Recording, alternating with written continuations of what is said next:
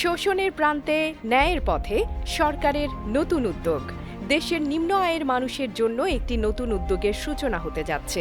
বাণিজ্য উপদেষ্টা শেখ বশিরউদ্দিন ঘোষণা করেছেন, আগামী ৫ মার্চ থেকে টিসিবির পণ্য সারা দেশে ভ্রাম্যমাণ ট্রাকের মাধ্যমে বিক্রি শুরু হবে। এই উদ্যোগের লক্ষ্য ৬৪ জেলার জনগণের কাছে প্রয়োজনীয় পণ্য পৌঁছে দেয়া।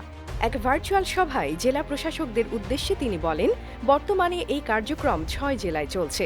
নতুন করে ৫৬ জেলায় এই উদ্যোগ যুক্ত হচ্ছে। সরকারের পরিকল্পনা ১ কোটি প্রান্তিক জনগণের কাছে টিসিবির পণ্য পৌঁছানো। এজন্য জেলা প্রশাসকদের ভূমিকা অত্যন্ত গুরুত্বপূর্ণ। আগামী ১৭ মার্চের মধ্যে সকল উপকারভোগীর হাতে স্মার্ট কার্ড পৌঁছানোর আহ্বান জানিয়েছেন তিনি। উপকারভোগীদের জন্য ৫৭ লাখ স্মার্ট কার্ডের মাধ্যমে পণ্য বিতরণ করা হবে। বাণিজ্য উপদেষ্টা সতর্ক করেছেন, রমজান মাসে কেউ যাতে মজুতদারি করতে না পারে সেদিকে লক্ষ্য রাখতে হবে।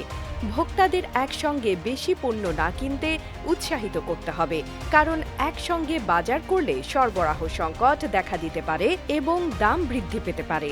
এই উদ্যোগ টিসিবির মতো সামাজিক নিরাপত্তা ব্যবস্থার মাধ্যমে সামাজিক ন্যায় বিচার প্রতিষ্ঠার প্রাথমিক পদক্ষেপ। সভায় আরও উপস্থিত ছিলেন বাণিজ্য মন্ত্রণালয়ের সচিব, অতিরিক্ত সচিব এবং টিসিবির চেয়ারম্যান। তারা সবাই এই উদ্যোগের গুরুত্ব নিয়ে আলোচনা করেন। এখন প্রশ্ন হলো, এই উদ্যোগ কি সত্যি দেশের জনগণের জন্য একটি নতুন সকাল নিয়ে আসবে? সময়ই তার উত্তর দেবে। AB news desk report.